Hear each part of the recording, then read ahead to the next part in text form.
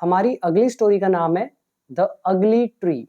तो अगली का मतलब होता है बदसूरत, जो देखने में अच्छा ना हो उसे बोलते हैं अगली। सो एक बदसूरत पेड़। तो चलिए शुरू करते हैं स्टोरी को रीड करना।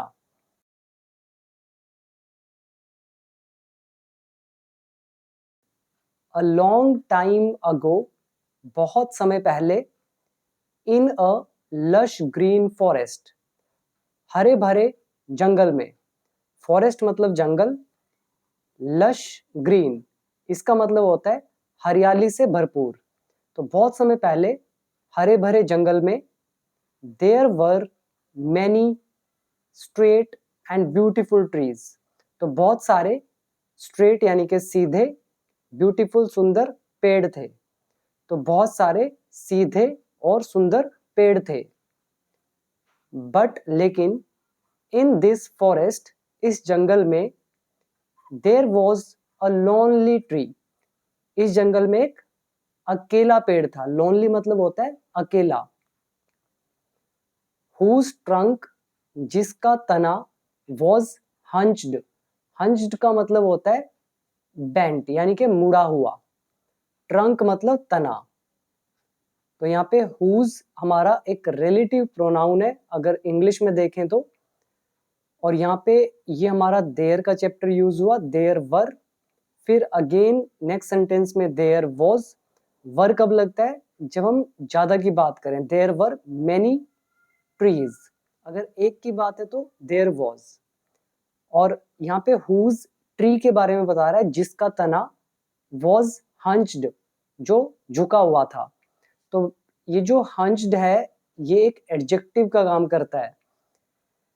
तो इसके बाद है द ब्रांचेस, जो शाखाएं थी, ऑफ द ट्री, उस पेड़ की, वर ऑल्सो ट्विस्टेड, वो भी मुड़ी हुई थी। ट्विस्टेड का मतलब होता है घुमावदार। तो यहाँ पे ट्विस्टेड जो है ये भी एक एडजेक्टिव है। द अदर ट्रीज, जो दूसरे पेड़ थे, टीज्ड, छेड़ते। टीज मतलब होता है छेड़ना। तो दूसरे पेड़ छेड़ते, एंड और made fun of this tree, और इस पेड़ का मजाक उड़ाते। मेक फन ऑफ का मतलब होता है मजाक उड़ाना। ये हमारा पास्ट टेंस है, इसीलिए मेक का मेड फन ऑफ।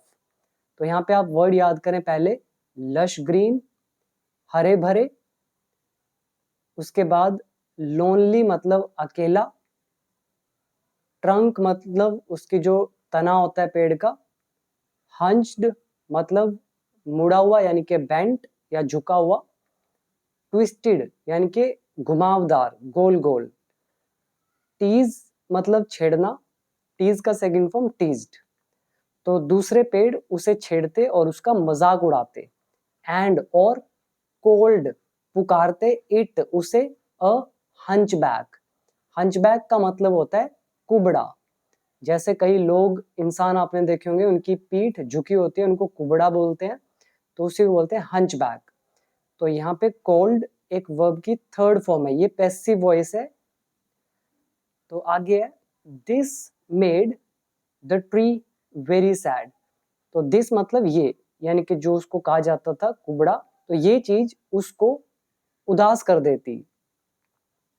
whenever, जब कभी भी, it looked at the other trees, तो जब कभी भी वो दूसरे पेड़ों की तरफ देखता, it sighed मतलब वो आह भरता। आह भरना मतलब एक तरह से सांस लेना।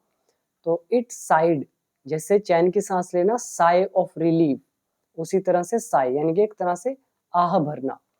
तो जब भी वो दूसरे पेड़ों की तरफ देखता तो वो आह भरता और क्या बोलता, ये देखिए आगे डबल इन्वर्टेड कोमास। तो क्या बोलता, आई विश, काश, I were like other beautiful trees, कि काश मैं भी दूसरे पेड़ों की तरह होता।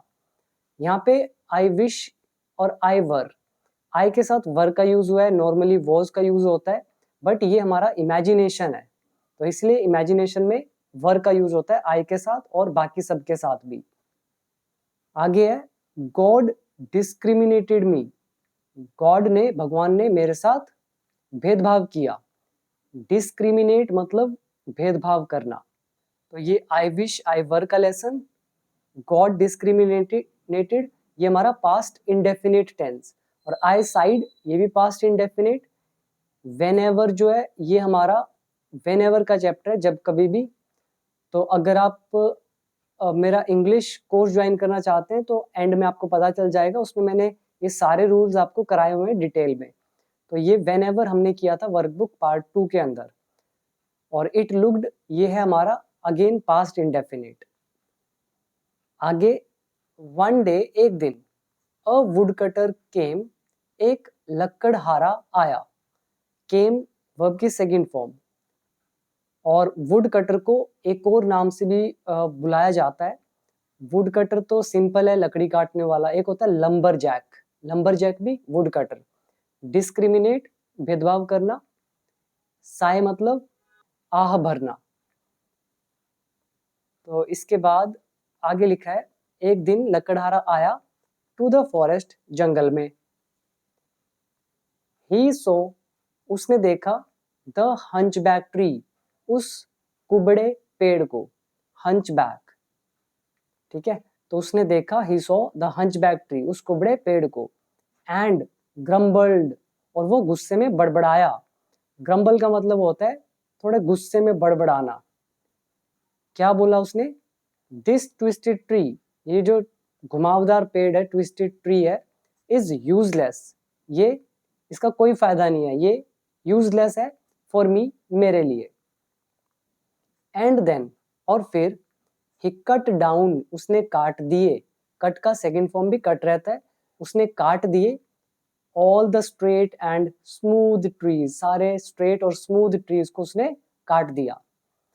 द हंचबैक ट्री वो कुबड़ा पेड़, रियलाइज्ड तो उसको एहसास हुआ, दैट की God had saved his life कि भगवान ने उसकी जान बचाई थी, बाय मेकिंग हिम डिफरेंट उसे अलग बनाकर।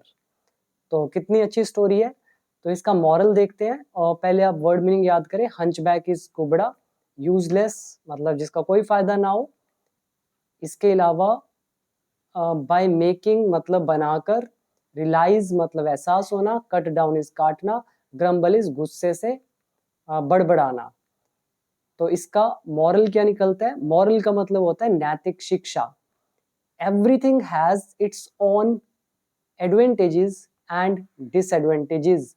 हर चीज की अपनी ही एडवांटेजेस होती हैं और अपनी डिसएडवांटेज होती है, यानी कि हर चीज का अपना फायदा होता है, अपना नुकसान होता है। तो उस पेड़ को लगता था कि मैं सबसे बुरा हूँ, मैं अगली हूँ, मेरी जो बैक है वो हंच्ड है, मेरा ट्रंक यानी कि, तो उसको थोड़ा बुरा लगता था, लेकिन उसकी शेप ने ही उसको बचा लिया। सो मॉरल क्या हुआ कि हमें जैसा भगवान ने बनाया है हमें उसमें खुश रहना चाहिए, because every thing has its on qualities. तो ये थी हमारी आज की एक ब्यूटीफुल सी स्टोरी। इस तरह की और वीडियोस के लिए आप चैनल को सब्सक्राइब कर लें, और अगर इंग्लिश सीखना चाहते हैं स्टेप बाय स्टेप तो आप मेरे ऐप से सीख सकते हैं। बिकम इंग्लिश चैंपियन ऐप का नाम है, 1 ईयर का कोर्स है, पूरी इंग्लिश कवर की गई है बेसिक टू एडवांस लेवल तक, विद मोर देन 500 वीडियोस। तो इस ऐप को आप प्ले स्टोर से डाउनलोड कर सकते हैं, या फिर नीचे आपको लिंक मिल जाएगा, बाकी डिटेल आपके सामने लिखी हुई है। तो मिलते हैं एक और इंटरेस्टिंग स्टोरी के साथ, अभी दीजिए इजाजत, थैंक यू।